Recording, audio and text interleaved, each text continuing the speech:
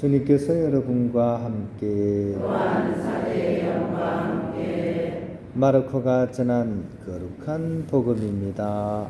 주님 영광 받으소서. 그때 예수님께서 군중에게 말씀하셨다. 누가 등불을 가져다가 함지 속이나 침상 밑에 놓겠느냐? 등경 위에 놓지 않느냐? 숨겨진 것도 드러나기 마련이고 감추어진 것도 드러나게 되어 있다. 누구든지 들을 귀가 있거든 들으라. 예수님께서 다시 그들에게 말씀하셨다. 너희는 새겨 들으라. 너희가 되어서 주는 만큼 되어서 받고 거기에 더 보태어 받을 것이다. 정령 가진 자는 더 받고 가진 것 없는 자는 가진 것마저 빼앗길 것이다. 주님의 말씀입니다. 그리스도님 찬미합니다. 감사드립니다. 오늘 복음에서 예수님께서는 우리 기억에 남도록 두 가지 아주 강렬한 말씀을 하고 계십니다. 첫 번째는 등불을 켜서 등경 위에 두라는 말씀입니다. 대박 아래 두지 않고 등경 위에 둔다. 그러니까 등불이 비추라고 있는 거잖아요. 그죠? 그러니까 등경 위에 올라가는 것처럼 우리 삶 또한 그렇게 비추는 삶을 살라고 이렇게 말씀하십니다. 또 하나의 말씀은 어떻게 보면 콩 심은 데 콩 나고 파 심은 데 파 난다는 우리 속담처럼 우리가 되어서 주는 만큼 받는다는 어떤 그런 내용입니다. 우리가 어떤 마음으로 주느냐에 따라 그대로 우리에게 돌아온다는 거죠. 좋은 것을 주면 좋은 것이 돌아오고 나쁜 것을 주면 나쁜 것이 돌아온다. 즉 앞에 거하고 연결을 해보면 그죠? 비추는 삶을 사는 만큼 우리는 빛나는 삶으로 나아가게 된다. 이 두 가지를 엮어보면 아마 그렇게 되지 않을까 싶습니다. 그러한 우리의 삶을 또 우리 삶의 그 경건함을 알려주는 유명한 그림이 있죠. 옛날에 이발소에 많이 붙어 있었는데 요즘 이발소 가니까 그런 그림은 없더라고요. 옛날에 이 이발소에 많이 붙어 있었던 그림인데 혹시 아십니까? 기억나십니까? 네, 맞아. 그러네요.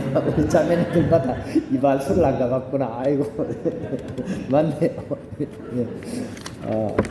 미용실에는 없죠. 그죠? 네. 이발소에 가면 옛날에 많이 붙어 있었던 그림. 만종이라는 그림. 만종. 그죠? 그러니까 이렇게 저녁 일과에 이렇게 이제 옛날에는 종 소리를 통해 가지고 이제 시간을 알고 그 시간대에 이제 기도를 바쳤잖아요. 만종이라는 그림 거죠. 어느 들녘에 한 농부와 그 아내가 일을 탁 마칠 때 저 멀리에서 이렇게 기도 종소리가 울릴 때 경건하게 탁 기도를 하는 그 그림입니다. 화려한 장면은 없죠, 그죠? 하지만 그 그림을 보고 있으면 왠지 마음이 따뜻해집니다. 그래서 옛날에 이발소에 많이 붙어 있었던 거죠, 그죠? 그리고 그 부부의 삶은 이렇게 저녁에 돼서 어두워지긴 하지만 그 두 부부의 그런 경건한 모습은 오히려 작은 등불처럼 빛나고 있어서 그래서 보는 사람한테 푸근함, 경건함, 아름다움, 삶의 마지막이 저렇게 돼야 되겠다는 그런 이렇게 느낌을 이렇게 주는 그림입니다. 근데 이 똑같은 그림을 다르게 본 사람들도 그 당시에 꽤나 있었어요. 밀레가 이 그림을 그릴 당시가 이제 프랑스 대혁명이 일어나고 나서 사람들이 많이 싸울 때 좌파, 우파 갈라져서 막 엄청 싸울 때입니다. 그러니까 이 그림을 예를 들어서 우파들이 봤을 때 어떻게 생각을 했느냐. 이거는 진짜 말도 안 되는 그림이다. 이 좌파 꼴통이 그린 그림이다. 이렇게 이해를 했어요. 이 화가가 그린 그림을 봐라. 얼마나 비열한 사람이냐. 사람들을 선동시키려고 실제보다 더 가난한 사람들을 그렸다. 악질 선동가다. 이렇게 평가를 했습니다. 저 여인의 후줄근한 모습을 봐라. 이렇게 막 날카롭게 지적을 했습니다. 상반대적으로 똑같은 그림인데, 그죠? 제가 처음에 말씀드린 거는 그걸 보는 사람들이 경건함을 느낄 수 있는 그림인 반면에 또 반대로 보는 사람은 또 그렇게 볼 수도 있는 거죠. 그죠? 어떤 해석이 옳은 걸까요? 이거는 작가의 말을 들어보면 됩니다. 작가는 어떻게 해서 이런 그림을 그렸냐 이렇게 얘기를 합니다. 무슨 소리냐? 나는 그냥 농민을 그린 거야. 매일매일 땀 흘려서 일하는 초라하지만 위대한 사람들을 나는 그리려고 했다. 왜냐하면 나는 그 노동하는 사람들 안에서 기도하는 인간들을 봤기 때문이다. 이렇게 얘기를 했습니다. 자, 이제 판단해 보세요. 누구 말이 제일 맞는 것 같습니까? 작가 말이 제일 맞죠, 그죠? 본인이 그린 그림을 설명하는 거니까. 저는 이 작가의 말이 가장 진실된 거라고 생각합니다. 그리고 그것은 바로 오늘을 살아가는 우리의 모습이기도 하고 그렇게 되어야 된다라고 생각합니다. 아침에 일어나서 자식과 손주를 위해서 드리는 그 짧은 기도, 또 아픈 다리를 끌고 성당에 한 걸음 한 걸음 걸어오는 그 발걸음, 또 길 가다 만나는 이웃들에게 건네는 따뜻한 말 한마디, 이런 것들이 모두 만종의 풍경입니다.